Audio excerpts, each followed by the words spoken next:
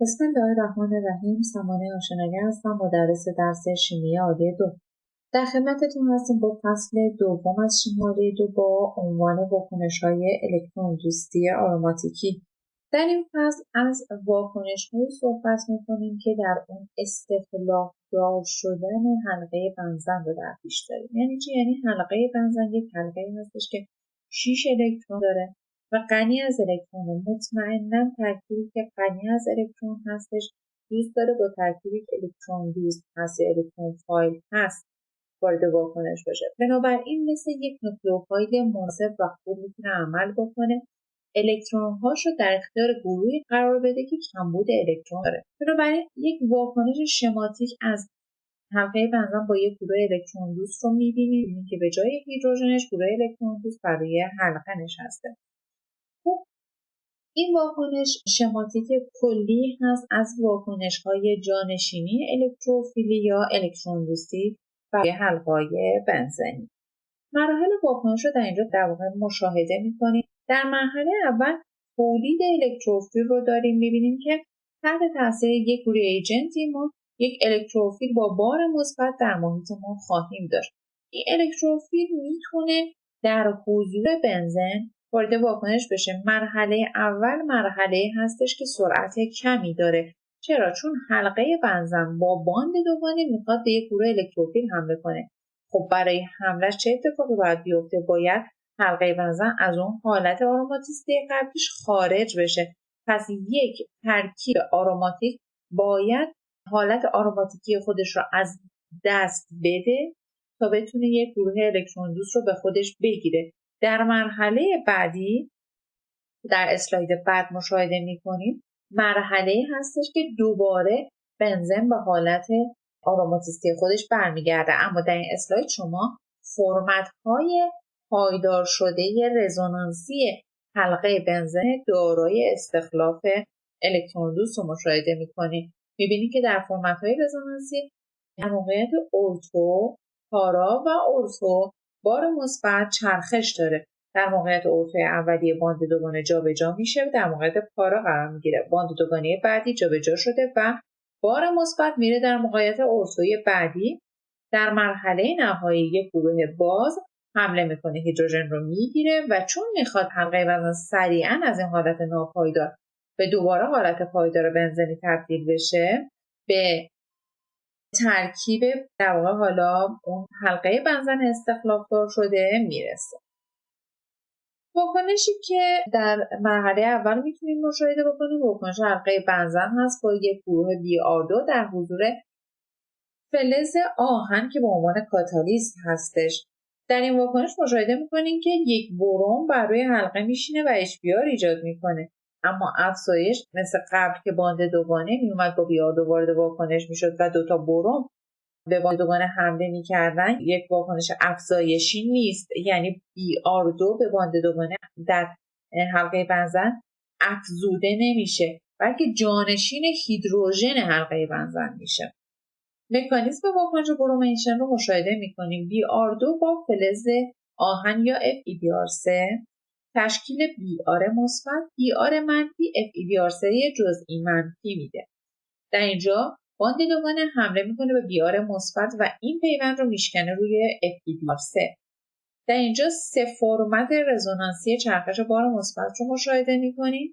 میبینیم که بعد از جدا شدن یک اچ مثبت دوباره به حلقه بنزن آروماتیک میرسیم و محصول همون محصول بنزن برومه شده هستش.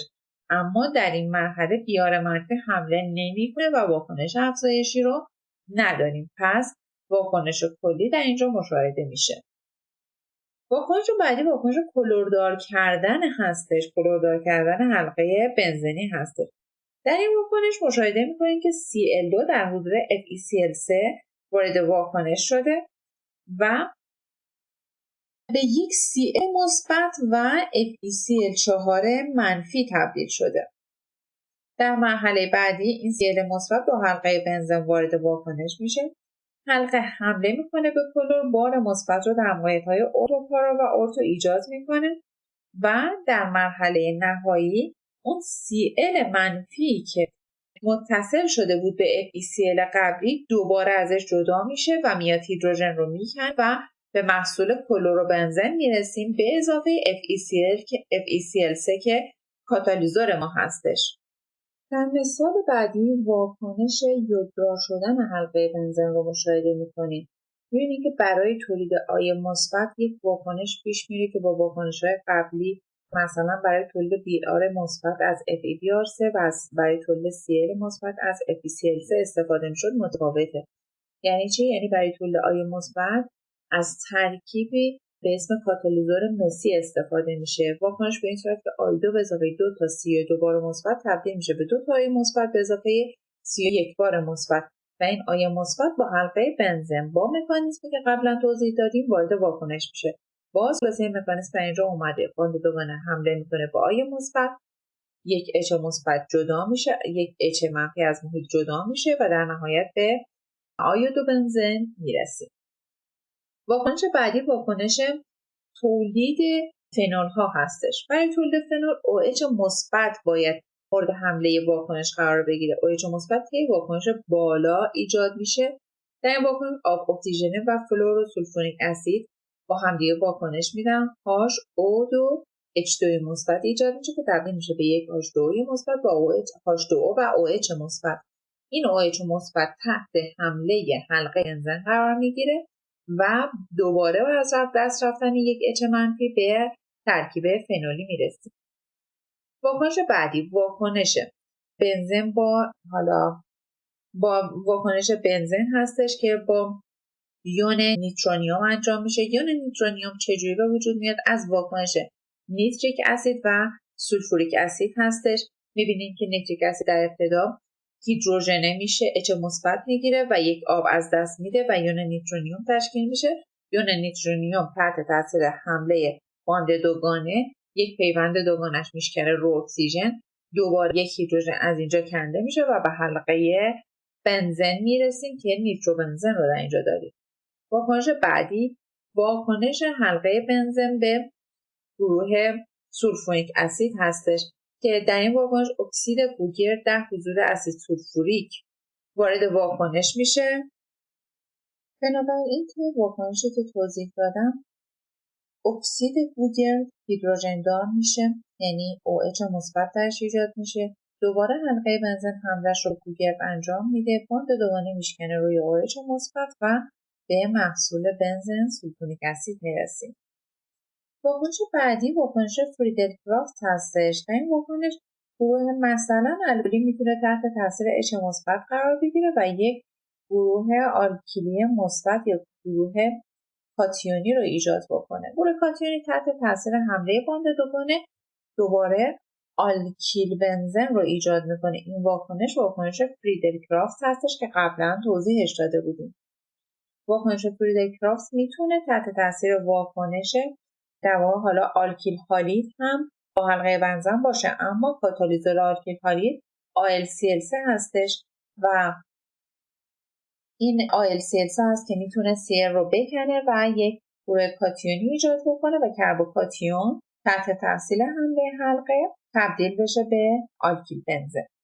واکنش بعدی واکنش آسیلیشن حلقه بنزن هستش که گروهی مثل آسید کلراید میتونه تحت تاثیر AlCl3 قرار بگیره و توی کلور آلومینیوم کلور اسید کلراید رو میگیره و آسیلیوم آیون رو تشکیل میده.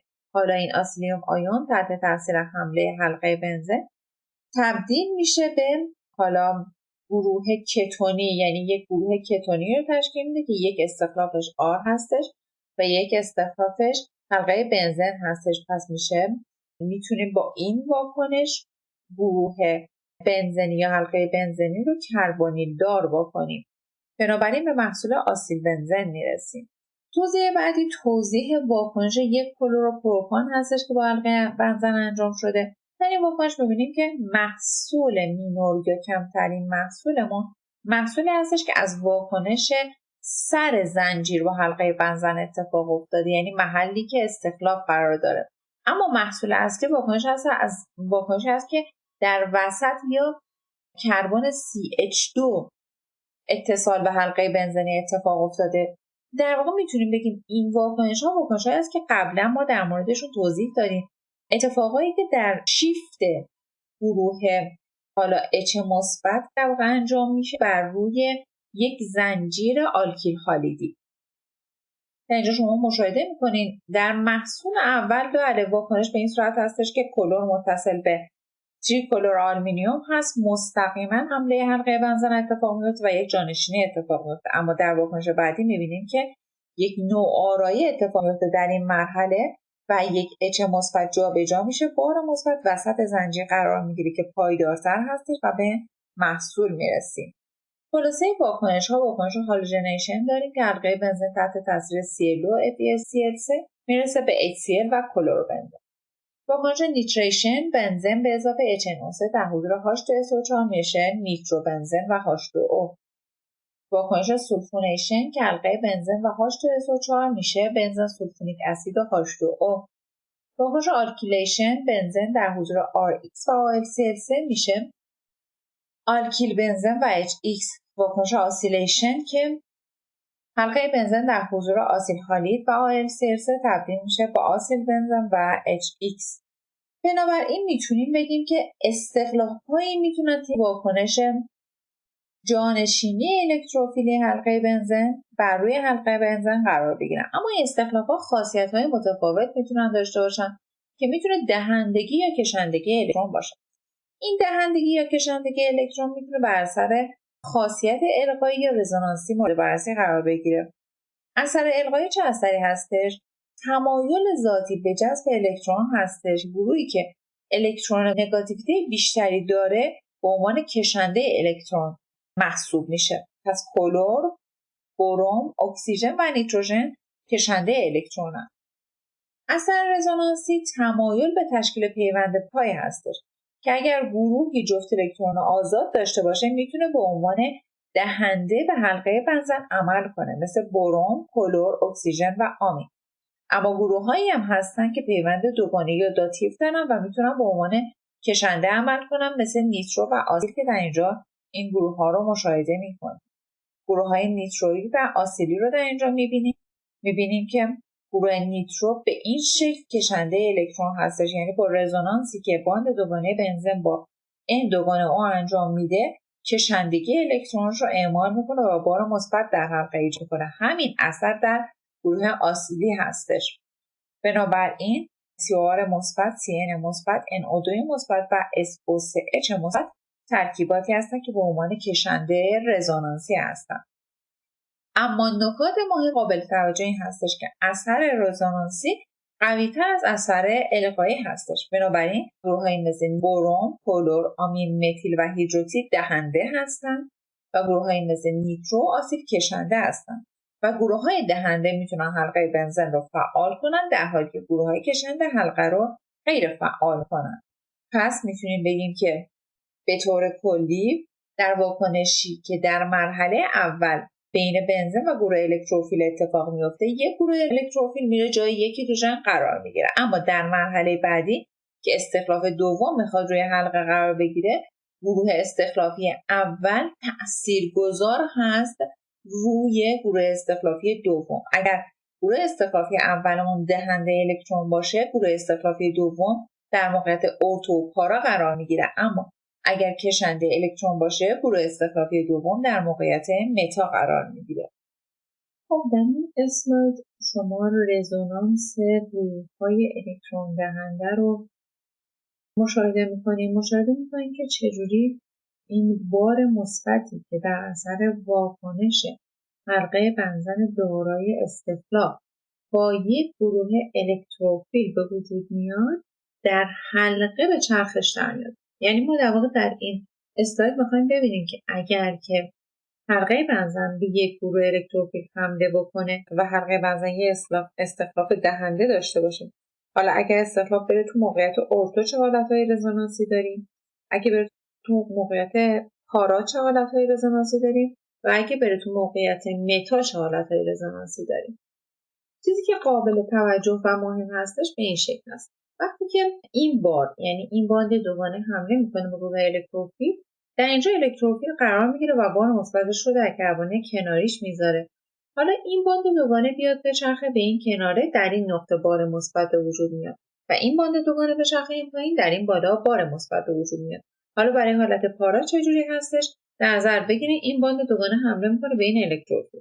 در این نقطه بار مثبت به وجود میاد. حالا دوباره این باند دوگانه بشکنه اینور، حالت رزونانسی بعدی بار مثبت زیر گروه متیل هستش و دوباره این باند دوگانه بشکنه این سمت و این باند دوگانه رو میگیم بشکنه به سمت بالا و در اینجا بار مثبت به وجود بیاد.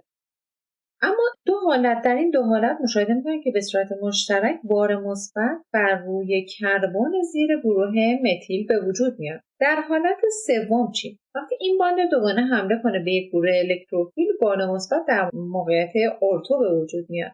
در حالت چرخشی بعدی این باند دوگانه میاد اینور، بار مثبت میره تو حالت ارتوی دوم. در حالت چرخشی بعدی این باند دوگانه میاد بالا و بار مثبت میره در موقعیت پارا. ببینید شما یک گروه دهنده در اینجا دارین. وقتی گروه دهنده بر روی حلقه دارین، ترجیح میده گروه دهنده که بار مثبت در یکی از حالتهای رزونانسی در کربن پایینیش یعنی کربن متصل بهش به وجود بیاد. مشاهده میکنید که در حالت اول و دوم بار مثبت در کربن متصل به CH3 به وجود اومده. اما اگر که یک گروه الکتروفیل بره در موقعیت متا قرار بگیره، هیچ کدوم از حالتهای رزونانسی بار مثبت زیر گروه دهنده قرار نگرفته. بنابراین فرمت متا برای زمانی که یک گروه دهنده بر روی حلقه بنزن باشه فرمت اشتباهی هستش و اون حالتهای رزونانسی که به وجود میاد پایداری کمی دارن. اما فرمت ارتو و پارا به دلیلی که قبلا گفتم پایداری مناسبی دارن. در اینجا یک گروه کشنده رو مشاهده میکنیم. همین حالتها رو برای حالت کشنده هم داریم. ببینید الکتروفیل اگه در موقعیت ارتو قرار بگیره بار مثبت یه بار در موقعیت متا میره، یه بار در موقعیت متای بعدی میره، یه بار در موقعیت کربن متصل به CH3 میره. اگر که گروه الکتروفیل در موقعیت پارا قرار بگیره بار مثبت یه بار در موقعیت متا، یه بار در موقعیت ایکسو یا همون کربن متصل به گروه الکترون کشنده و یه بار در موقعیت متای بعدی. حالا اگر که همین گروه الکتروفیل بره در موقعیت متا قرار بگیره، کربن مثبت یک بار ارتو هست، بار بعد ارتوی دوم و در نهایت در حالت پارا هستش. حالا تفاوت این اسلاید به اسلاید قبل چیه؟ همه حالتهای رزونانسی مثل اسلاید قبله. تفاوت در این هستش که گروه CF3 گروه کشنده الکترون هستش. بنابراین این گروه کشنده ترجیح میده بار مثبت در کربن متصل بهش قرار نگیره. بنابراین حالت اول و دوم که درش بار مثبت در کربن ایکسوی CF3 قرار گرفته حالتهای ناپایداری هستند و زمانی که گروه کشنده برای حلقه بنزن باشه ترجیح بر این هستش که گروه الکتروفیل در موقعیت متا قرار بگیره.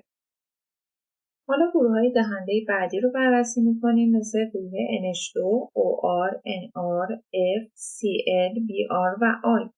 این گروه‌ها دهنده رزونانسی هستند. یعنی اینکه با یه حالت دیگه از اثرات دهندگی کار می‌کنن. CH3 یک گروه دهنده القایی بود.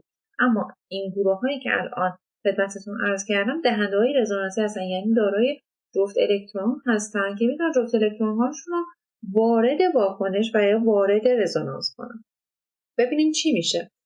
خب در حالت اول الکتروفایل بیاد در موقعیت ارتو قرار بگیره، بار مثبت در یک حالت در موقعیت پارا قرار بگیره. در حالت چرخشی بعدی بار مثبت به چرخه در روی کربن ایکسو قرار میگیره. در حالت بعدی جفت الکترون نیتروژن میاد این بار مثبت رو که بر روی کربن ایکسو قرار گرفته پایدار میکنه.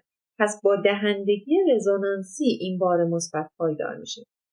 اگر حمله موقعیت پرام باشه وقتی که این بار مثبت دوباره بر کربن ایکسو قرار میگیره، دوباره این جفت الکترون میتونه این بار مثبت رو پایدار بکنه. اما اگر در حالت متا قرار بگیره گروه الکتروفیل، بار مثبت اصلا در زیر کربن متصل به NH3 یا بر روی کربن ایکسو قرار نمیگیره که بخواد با جفت الکترون NH رو پایدار بشه. همین حالت رو داریم با گروه‌هایی که رزونانسی الکترون کشنده هستن مثل CO2 مثل CN.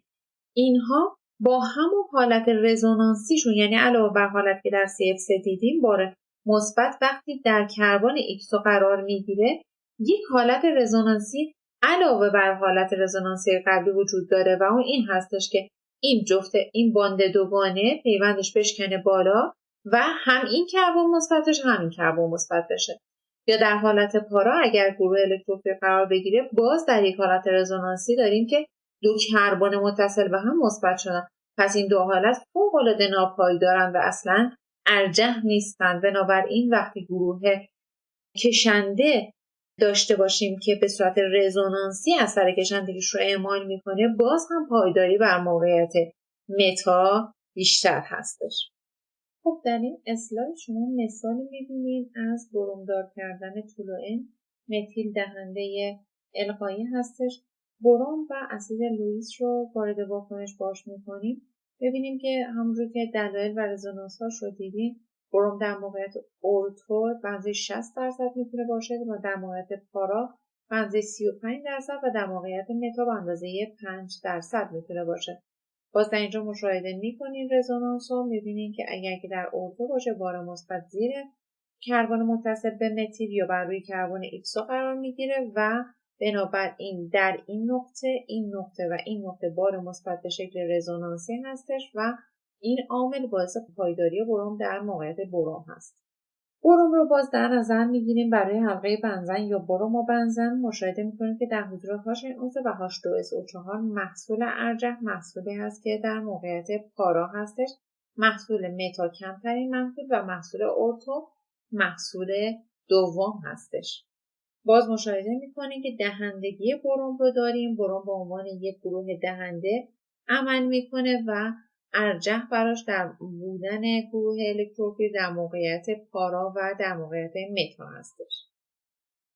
اما اگر یک گروه نیترو یا کشنده رزونانسی داشته باشیم مطمئناً ارجح براش موقعیت متا هستش به خاطر که بارهای مثبت در موقعیت ارتو پارا و یعنی اگر که حمله بر موقعیت متا قرار بگیره بارهای مثبت در جای قرار میگیرن که نیاز نباشه که این گروه مثبت متصل به کربن متصل به NO2 بشه و اون محصول متا طبق مکانیزمی که در اسلاید قبلی گفتیم محصول ارجح میشه.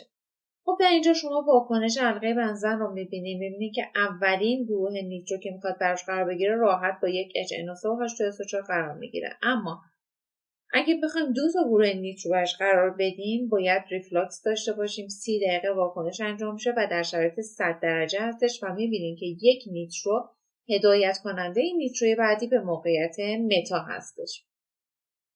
اگر حالا همین نیترو بنزن بخواد در حضور BR2 و FE قرار بگیره با دمای 135 و 145 درجه باز میبینید این گروه نیترو هدایت کننده محصول با 74% به موقعیت متا هستش.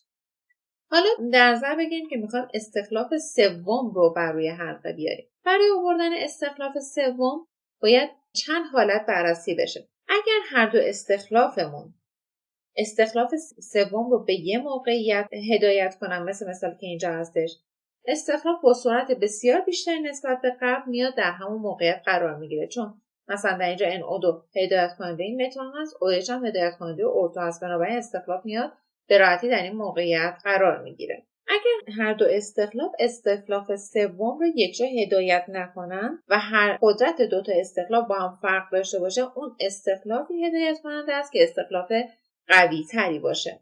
بنابراین اگر ما گروه هیدروکسی و بروم رو در نظر بگیریم بروم هدایت کننده به موقعیت ارتوی خودشه، هیدروکسی هم هدایت کننده به موقعیت ارتوی خودشه. اما چون هیدروکسی دهنده قوی تری است نسبت به بروم بنابراین محصول ارجح محصولی است که در اون گروه نیترو در موقعیت ارتوی هیدروکسی قرار بگیره. حالا اگر هر دو استخلاف سوم رو یه جا هدایت نکنن و قدرت دو تا استخلاف هم با هم فرق نداشته باشه بنابراین هر دو محصول رو داریم. یعنی اینکه هم بروم هم CH3 هر دو دهنده هستن، دنده‌های متوسط هم هستن. وقتی میخوایم محصول رو نیتره بکنیم نیتره هم موقعیت ارتوی بروم میتونه قرار بگیره هم موقعیت ارتوی متیل میتونه قرار بگیره. بنابراین هر دو محصول رو به صورت مخلوط خواهیم داشت. چند تا مثال دیگر رو مشاهده میکنیم. میبینیم که یک گروه NO2 داریم یه CH3 وقتی به HNO3 و H2SO4 بعدی وارد واکنش میشه، NO2 دوباره به این محصول اضافه میشه که این NO2 هدایت میشه به موقعیت ارتوی CH3. چرا؟ چون در برابر یک گروه دهنده و یک گروه کشنده، دهنده قدرت بیشتری داره در هدایت کنندگی. باز این حالت رو مشاهده میکنیم بین دو گروه دهنده است که NH2 دهنده قوی تری هست نسبت به CH3، در نتیجه هدایت در موقعیت ارتوی NH2 خواهد بود. و استخلاف هسته‌دوستی آروماتیکی داریم که مشاهده میکنیم که اگر که بخواد همون واکنشی که قبلا اون استخلاف دهی یا جانشینی الکترون دوستی رو داشتیم، حالا با جانشینی هسته‌دوستی یا نوکلئوفیل جابجا کنیم، شرایط فرق میکنه. به چه شکل؟ به این شکل که اگر بخوایم این اتفاق بیفته، باید حتما یکی از شرایط هست که یعنی در یکی از حالت‌ها این هستش که 3 گروه کشنده در موقعیت‌های ارتو و پارای گروهی باشن که میخواد محیط رو ترک بکنه. یعنی چی؟ یعنی اینکه خود این ترکیب یا حلقه ما پر از الکترونه، حالا یک ترکیب دیگه با الکترون دوباره میخواد بیاد وارد حلقه ما بشه. بنابراین گروه الکترون کشنده قوی باید به حلقه متصل باشن، الکترون ها رو به سمت خودشون بکشن تا اون گروه الکتروفیل بعدی، گروه نوکلئوفیل بعدی که میخواد وارد بشه، با حلقه مواجه بشه که کمبود الکترون داره و بتونه جایگزین کلور بشه. خب مکانیزم این واکنش چی هستش؟ مکانیزم در واقع نه SN1 میتونه باشه نه SN2. چرا؟ چون در SN1 اگر ما یک آریل هالید داشته باشیم، بار مثبت میاد بر روی حلقه قرار میگیره. بنابراین یک حلقه یا یک آریل کربوکاتیونی داریم. خب این یک گروه بسیار ناپایدار هستش که آریل یا ونیل کربوکاتیونی باشه. در حالت SN2 چی هستش؟ مطمئنا SN2 هم نمیتونه باشه، چون خود حلقه خودش یک ازدحام فضایی بزرگ هستش و این ازدحام فضایی نمیذاره که مکانیزم به صورت SN2 پیش بره. شما مشاهده میکنین که نه در این حالت یعنی SN1 محصول درستی هستش، نه در حالت SN2 چون حلقه خودش ازدحام داره و حمله از پشت نمیتونه صورت بگیره. پس مکانیزم نه SN1 هست نه SN2. مکانیزم واکنش یک مکانیزم افزایشی هستی هستش، یعنی در مرحله اول گروه هیدروکسی حمله میکنه، بار منفی بر زیر گروه نیترو کربن ایکسوی متصل به نیترو قرار میگیره. میتونه با این باندهای دوگانه و این گروه های نیترو هم این بار منفی رزونانس کنه و پایدار بشه. در مرحله بعدی بعد از رزونانسش بار منفی برمیگرده سر جاش و سیر منفی دوباره گروه حذف میکنه. پس واکنش افزایش هستی هستش. یک شرایط دیگه برای انجام این واکنش این هستش که واکنش میتونه در دمای بالا و فشار زیاد هم انجام بشه. یعنی اگه ما همین واکنش، یعنی اگر کلروبنزن داشته باشیم و بخوایم گروه OH منفی برای اون بشونیم، اگر دمامون بالا باشه و فشارمون زیاد باشه، این اتفاق میتونه بیفته. مکانیزم به چه صورته؟ مکانیزم این واکنش به این شکل هستش که از یک حد واسط بنزین پیش میره، یعنی OH منفی اول هیدروژن رو میکنه، یک باند به باند دوگانه قبلی اضافه میشه و باند دونیمگانه میشه. این حالت حد واسطی تشخیص داده شده با یک سری آزمایش‌ها که در اسلاید بعد میگم. در مرحله بعدی OH منفی حمله میکنه و به این محصول میرسیم. قابل ذکر هستش که OH منفی هم میتونه بر روی این گروه قرار بگیره، یعنی هم این کربن و هم این کربن میتونه قرار بگیره. و شاهدی هم که برای این کار گذاشته این بوده که کربنی که استخلاف ازش خارج شده رو اومدن نشوندار کردن. بعد NH2 منفی رو حمله دادن، دیدن که هم کربن نشاندار شده و هم کربن بدون نشان هر دو دارای استخلاف جدید شدن به اندازه 50%. بنابراین به احتمال زیاد حد واسطی به اسم حد واسط بنزین تشکیل شده که هم احتمال نیتردار شدن این کربن درش وجود داره، هم این کربن.